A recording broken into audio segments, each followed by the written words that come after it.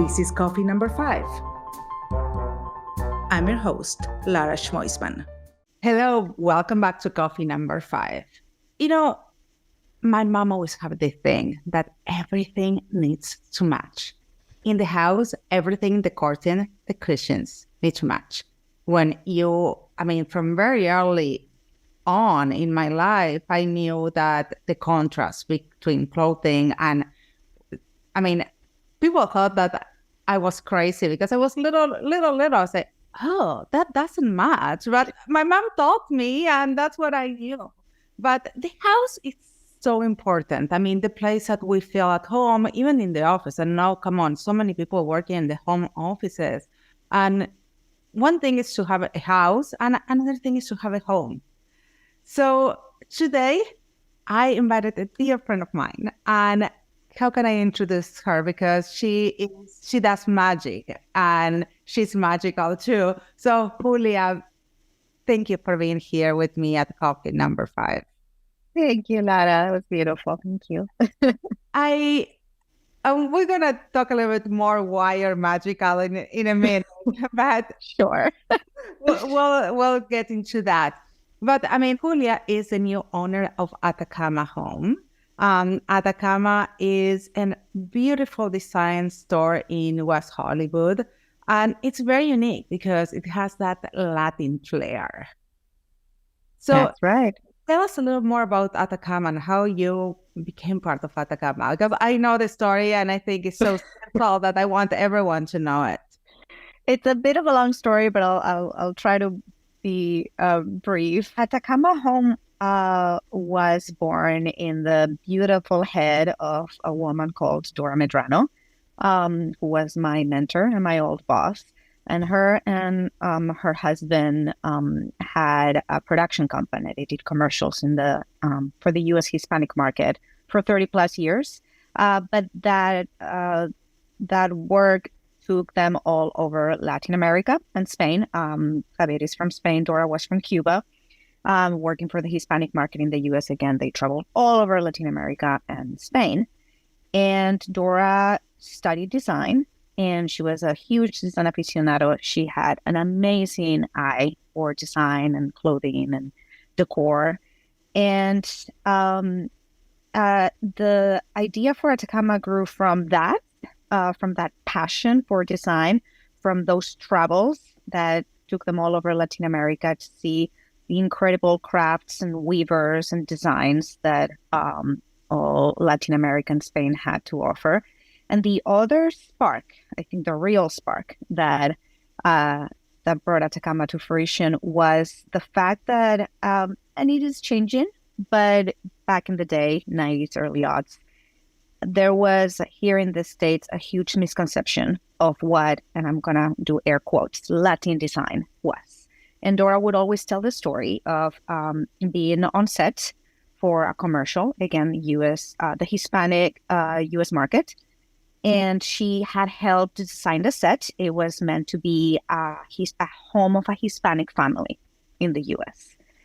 And they worked really hard. It was a beautiful set. And the client or agency came in, and they said that it was something like, oh, this doesn't look like a Hispanic home. It's too stylish. What? Where are the Santeria? Where are the, where's the, kind of, and that hit such a sensitive chord with Dora. She felt so insulted. Well, I did too. And my mother, let's not even talk about my mother. And it's all, it's cultural. It's all these misconceptions of what a culture that's not yours looks like, right? How other people live and what things they surround themselves with. How do they dress? I deal with that. I'm from Spain. I deal with that a lot too. I tell people, I don't like. So you don't walk around with castañuelas? No. I don't. But exactly. I tell people I don't like I don't like spicy food, and people say, "But you're Spanish," and I was like, "Spanish food is not spicy. Mexican food is spicy, but I'm not from Mexico." So these misconceptions, you're from Argentina, I know, I'm sure, and so that was the real spark. That was the passion, like that was like, I'm going to show you. So Dora, started putting together this dream, this passion project that now is Atacama Home. When she was ready to launch, she had her first SKUs ready. She had a website that was almost ready. She had signed up for a trade show in LA. She reached out to me. I had worked for them, for their production company, come from the production world, for a few years. I was now doing freelancing, but I was ready to change gears. And right at that moment, just the universe, right at that moment when I was like, okay, I don't want to do this anymore. What do I do with my life? Dora calls me and says, hey, Julia, I already knew about Atacama. I'm ready. We're ready to launch Atacama Home, but I need help. I signed up to this trade show. Can you help me? Can you just work with me for a month to launch the company? And I was like, yes, perfect. I love it. I'm so excited for you. And that was March of 2018. And now I'm here. So that's kind of how it started. I really started with them from almost zero. Again, the idea had already been born and she already had the first products. And they had a showroom in downtown LA. But I was the one who clicked launch on the very first website of Atacama Home and who was there presenting the brand to our very first customers. What is really interesting about the Atacama Home is that you work with the public because you have public coming and buying pieces. You have your website that you can sell products, but also you work with designers. You work with experts. So what's the difference for you as a business owner? Because when you work with a designer, it's not that he's saying, I'm working with another business. It's really working with an expert. It's not because we talk with a lot of people here in Coffee Number 5 that they work D2C or B2B. And for you, this is like the in-between, working with all of the letters. Yes. So how is it different to work with a designer than a customer or a wholesaler in this case? The first thing I would say is that it's really cool and you really need to take your doubts about yourself and your, what's it called? When you don't believe you're right for the job, you need to put it out of the door. I don't need you today. Be open to learn from your customers. I'm technically not a designer, but I work with the best designers in California, in LA, in the US. And the great thing for me is that I learned from a great designer who was Dora.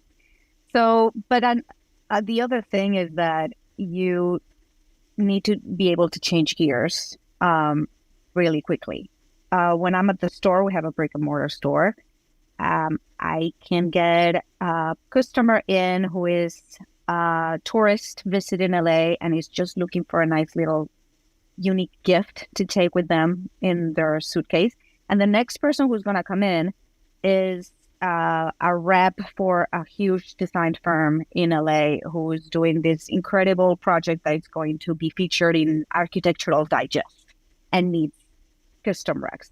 So, it's all very, you're never bored. You're never you're always on your toes. You're always learning. I'm sure that the fact that you're working with such a specialist, in this case, that interior designers, you really need to know your stuff and the textures that you work. And in your case, each piece has a history or a story behind it. That's right. Dora would always say, if somebody likes a product, they're going to buy it, no matter what the story is behind it. But the story behind it is going to give it the value, the extra value, the added value. I love that. Yeah, she used to say that a lot. She's like, and I've seen that. Like, there's people who buy from me who, don't ask me about, most people do, but some people don't really care. Don't care who made it, who designed it, what it's made of. That is just really look pretty. yeah, they just like it. Somebody falls in love with a product, they're just gonna buy it.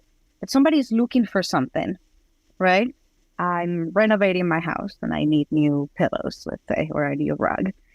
And they like what they see, but then I come in and that's my forte. I may not be an expert designer, but I'm an expert on what I sell. And I know every single person who has made every single product that I sell.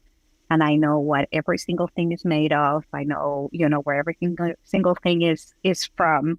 Well, I it's like included the we say, materials. it's like we say in marketing, people don't buy why you sell, they buy why you sell it. The story on, I mean, it's easy to buy a product without knowing the story, but when you know the story, it really makes that product valuable and special. It's true. For me, it's every time somebody calls me or sends me an email or comes into my store, I get butterflies. I was like, and of course, like I always let people, well, let me know if you have any questions. I don't like crowding people or Yeah. but the moment somebody shows any interest in knowing more about my products and my company, is I get giddy. Well, the And I problem think is, that translates. it's not a problem, but I mean, you love it so much that it just come out of you that you want to share that passion for those pieces with everyone, even for you, about your business. Yes. That's the best conversations are when people, um, you know, don't just ask about the products, but about the company because just the name, people come in and like, so you sell things from Mexico? And I was like, well, not just Mexico, but all over Latin America. My spiel is we sell handmade home decor. We partner with artisans from all over Latin America, Spain, and Portugal. That's the niche, right? Like European design is everywhere. African design is huge. Asian design is huge. But Latin America, and we're throwing Spain and Portugal too, because, I'm from Spain. It's kind of like a cultural, right? Yeah. Um, it's not that well or hasn't been that well represented in the design world. It's kind of been overlooked because, again, all these misconceptions, I think, cultural misconceptions, at least in the US. Yeah. So that by itself adds a certain uniqueness, and it piques people's interest. And it's like, oh, okay. And why are you called Atacama? Well, it's the name of a desert in Chile. And it's so, and you tell them how the Atacama Desert looks like and why we're called Atacama, why our logo is a star. And, and Yeah. it's really cool. Again, I get giddy. Talking about business, for you, you have a very interesting journey. You were working in this business and then you made it your own. You purchased a business. Yeah. So it's an interesting transition. Tell us a little bit about that, because it's not the same like starting a business from scratch than to have to keep going a business that it's already running. It has its challenges and it's pros and cons. Obviously, it is not your classic entrepreneur story of somebody who has this idea, and builds them from the ground up with, nothing. I guess that kind of Dora story, right? She did that. Mine is, again, it was more of a timing and universe thing. Like Dora needed help and thought of me at the right moment in my life when I was ready to change my life. And I didn't know what my next chapter was. And it just grew on me. A huge part of that was Dora and working with her and for her. And another huge part of it is learning about design, learning about, the relationship with our artisans. And it got to a point, and it was a mix of just me being a hardworking person and also the pandemic. Mm-hmm. And Dora, unfortunately, getting sick in 2021. I was kind of like, quote unquote, forced to really be in charge of this company almost by myself. And it was one of those things like, well, if I don't do this, Dora can't do it. Then that's it. And I didn't want that, I didn't want this to be it. right? And I knew I could do it. I knew everything about the business. I had been there from day one. So I just kept going, and I just But more and more. how did you have to change your mindset? Because from one thing is to run the business for another person, and the other one is to be responsible for paying the bills. That is on you. Yeah, and that is what really changed once I officially became the owner in February of this year, and it's been a learning curve. It's been, and I guess this applies to anybody who starts a business, even though this business already existed. But it's pretty much the same. I'm sure everybody can relate. You make a lot of mistakes. You learn, and there are a lot of things that you need to start making your own, because and that's another thing, and I think that's a challenge. That's maybe a con that entrepreneurs who start from zero don't have, is that I'm taking something that already exists, that people already know, that already has an image, an identity, and how do I keep that? How do I keep that essence, but also make it my own? Also, it's growing. It's Now it's been a few months. I mean, your business is still running and improving, but how you make that story, that brand, how do you make it yours? To be honest, I'm still working on it. And I think I myself still discovering it. And that's part of the beauty and the scary part, because I still need to do the daily things, right? I need to continue doing everything that the business needs to continue working the way it's been working. But also I need to invest in new things and make changes that are scary, because I was like, okay, we've been doing this since the beginning. We've been doing it this way, but we need to change it because it's not working, or we need to change it because it's outdated. So I'm still figuring it out. I'm still, I'm still finding the right balance, and that's when you want to surround yourself by the right people. Absolutely. Who support you. So I'm very lucky. I have Marka, my assistant, who's been working for me since way before I became the owner, since 2021. And she knows the business. She's the next person who knows the most about the business. I know that you have a very unique relationship with all your vendors. I do. You make sure that you have, and I think that's incredible, because you're not only getting the pieces, the story, but you keep having constantly something that you don't let anyone else do than you working with your vendors. And that makes your everything you bring in so unique. So how you manage that relationship, and how it's changed when you took over the business? When we took over, it was almost seamless. Javier, Dora's husband, who obviously took over after Dora passed, he sent, an email to all our artisans, all our vendors. But the thing is, the one person that they all were dealing with already on a daily basis was me. So it was more just a technical thing, more than nothing really changed for them, because I was already the person of reference, right? I was the one talking with them on a daily basis. I was the one asking them for quotes. I was the one placing the orders. I was the one just chatting with them. Constant communication is very important. Some of them I talk with Slack literally daily. Some of them I weekly WhatsApps. Sometimes it's about the business and a question or here and there. Sometimes it's like, hey, how are you doing? And that's great. And that's what it makes you very unique, and being able to have these unique pieces that you have at the store. It's great. But talking about, because you were saying about taking risks, I always say that being an entrepreneur is kind of a job of being a risk manager, because you're always assessing risks. Like, if I spend in this, can I spend on this?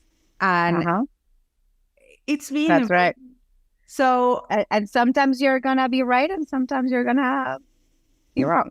exactly. You gotta be ready for it. But at the same time, you need to be fair, and you need to give things time to work, because you don't know. But also you need to follow your instincts.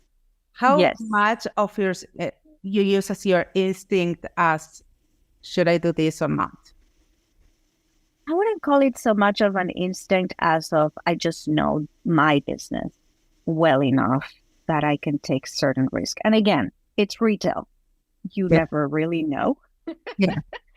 But I also, and maybe it's because of the industry, it's home decor, and our motto is beauty can change the world. I just look for things that are beautiful to me and that are made by beautiful people. That's kind of, at the end of the day, like that's the biggest thing that I look for. If something just feels right, and the people who are behind the products, I think, make the biggest difference. Obviously, the product needs to be right for the aesthetic of the brand, but that's fairly easy, right? Like, there's amazing products out there. At the end of the day, how do you pick a product? Because this artist makes a lot. So you take everything from the artist, or you say, this, I have the feel that it will sell well, or this. That's what I'm asking. Also. Yeah, I work, most of the artisans and the studios and the collectors I work with, they actually specialized in, they either only do cotton pillows, or they do rugs, or they do resin decor. When it comes to discerning what products specifically from their collections, a lot of times it's also a numbers thing. I really like this product, but this product is not going to sell in my store because I know my customers are not going to like it. Or I love this product, but I know it's not going to sell because of a price thing. It's just too expensive, right? It's going to cost me too much, right? To bring it here. Because in your case also, you need to take in consideration. I import everything. Yeah. So things that are, for example, breakable are very tricky. You need to take in consideration not just how much is it going to cost you to buy the product, but how much is it going to cost you to bring it here, insurance, things break. And that's tricky. Working with Latin American countries is even more difficult. Yes. Custom fees, you name it. So there's a lot of, once you decide that a product and a maker are right for you, then you need to get, unfortunately, to the more not so, nice or pretty components, which is a lot of times, like, I want to work with you. I want to carry your products. It's just not gonna make sense. It's not gonna work. Yeah, and unfortunately, that happens, and that's one of the harder parts. Like, logistics for me are my Achilles. That happens to any manufacturer and every retail, that you have all these costs, but at the same time, you have also to create awareness for your products. And for example, you just had a very successful week. Yes. So I want to tell us a little more about, because you did a partnership with a successful TV show also. And so, because this is really important to you, to get known in the design district. It's huge, and we're super lucky that our showroom and store is on Melrose, in the middle of the design district, the West Hollywood design district. So location, right? Yep. I'm in the right place. I'm not going to let that place go for nothing. So that's one, right? Especially in a city like LA, you don't want to be lost somewhere where nobody walks or knows that you're there.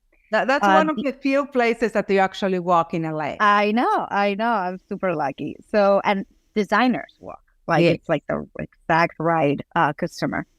And the other thing, in my case in this industry, is to be part of organizations or trade associations. So I'm part of the, for example, La Cienega Design Quarter, which organizes Um, Legends every year, which is let's the one explain we just something. had. I think being part of associations is an amazing investment, but it's Mm-hmm. investment, and you need to It work, is. make it work for you. Yes. One, it costs money because Yep. they're most of them are private organizations. But they're I am, businesses. yeah, and like even if, for example, I'm also a member, and it's very valuable of the West Hollywood Chamber of Commerce, and I think it's a very valuable, not for the more so the design side, but like the logistics, like making sure that if anything goes wrong with the city, you have somebody to take care of you if there's construction, if there's permit issues, if there's anything from that more legal. So Totally worth it to be in the when you yeah, have so a and that brick and also mortar. yeah, and that is technically not that is technically a nonprofit, but it's a political and legal, nonprofit, and it also costs money to be part of Everything costs money. everything costs money, but that's when, what I know, for example, being a member of the chamber has brought me a lot of value. Yeah. Being I have to part tell you, of, I was part in between last year, COVID, and all the things. I find out that I was part of so many associations and groups. And last year, it was like, I'm done. I choose two or three, and the only ones that I can really put, because you need to put the work on it. a lot. You need to put a And lot. I'm only one person, we're a small Me company. I too. can't be part of 10 organizations. So I'm part of the chamber, which has brought a lot of value. I'm part of the La Cienega Design Quarter, and the biggest value of it is Legends, which is the event we had last week, which is a big design fair, and brings a lot of designers. That's just designer awareness. It just had Yes. tons of designers at my door, literally right there where I want them, in front of me, in front of my products. And the only other one that I'm part of, and this one I don't pay because I'm just like by being there, I'm already part of the West Hollywood Design District, which is kind of part of the chamber. Yeah. And that's just more local, Yeah, local awareness. being in, they're very valuable, but it's not They by are. being in my membership is not gonna do the trick. You need to Well, be. you have to organize events. You have to send them content, because they are constantly, they have websites, they have their own marketing budgets. So you need to be super active. You need to attend the meetings. You need to organize events. You need to send them content. If you're doing a pop-up, if you're doing a promo, let them know so they can, you can multiply your reach with like the 2 or 3 organizations that I'm in. I Yep. know I already like triplicate my reach if I'm doing anything special at my store, right? But I need to let them know, like just by paying, just by having my name in their But roster. also you need to if they have events, you need to show up once in a while. I go to all of the events, all of them, like all of the mixers, all of the, everybody knows my face, If you're not being a fairy or a mermaid. Yes. And that's where the secret came out. Nice segue. Yeah. And I love this about Julia. During the week, I go to the mixers and I'm all And available she's a for Atacama stuff. businesswoman. But on the weekend, I'm not Julia anymore. Yes, I love this about Julia, that I tell her, hey, Julia, let's go to this place. No, I'm being a fairy this weekend. So she has this amazing outlet, and I really respect her for this outlet because she does something she loves. So you want to tell us what you do? Yes, I am a professional party fairy. I'm an actor. I've always been an actor. I'm mainly a stage actor, but since the pandemic, I used to be part of a theater company. But the pandemic kind of changed all that, and Atacama Home changed all that. I don't really have the time to do that anymore. But for the last year plus, I again by chance, the universe just I've been working for this amazing company based in Santa Cruz, and they trained me and they gave me all these amazing costumes and supplies. And on the weekends, they book me to go to mainly children's birthday parties. Sometimes there are other, corporate parties, quinceañeras. I've been But to. let's be clear. This is why I bring it here in the podcast. I'm not bringing it. Oh, let's discover about it, yeah. Julia's secret. I just love that she's a businesswoman and she's running serious business. But this is how important it is to find, as a business or as a leader, an outlet, something that you really love to do, because That has nothing to do with your business, by the way. Exactly. And it's very important because you love it. And I don't think that you do it for the money either. I don't. I really don't. It's very, so this is what, when I became the official owner of Atacama, I really considered like maybe I should quit the ferries. Yes. Because I need my weekends, I need time. But then, I have, again, surround myself by great people. I have a couple of mentors, and I brought this up to them. And I realized that if I didn't have some sort of creative outlet, it could be the ferries, it could be, you name it. No, but you are the kind of person that tomorrow, if it's not the ferries, you're going to find something else, because you need... If I don't have that, I know, what would happen? I would bring work home on the weekends, and I would not have, and eventually all that, I'm a creative person, that would just get all bubbled up inside and not have that release, all that creative energy, all that, right? And that gets you sick, literally sick, mentally sick, physically sick. You need to get that out. And also mentally, you need that break. You need to force yourself to stop thinking and worrying about your business for like a day. It really helps me. It really helps. Everyone knows that I'm kind of a workaholic. Everyone knows that. And I am too. And I'm not going to lie. But every time that I have to go, even my so-called vacations, which are meaning working from somewhere else. Yep. On maybe in a different time zone even. But every time I take that little distance, I'm in a different place with a different air, different food, different weather. I don't know. You can see things in perspective. Yeah. And a lot of things that I want to do with my business, you get that your mind to be open.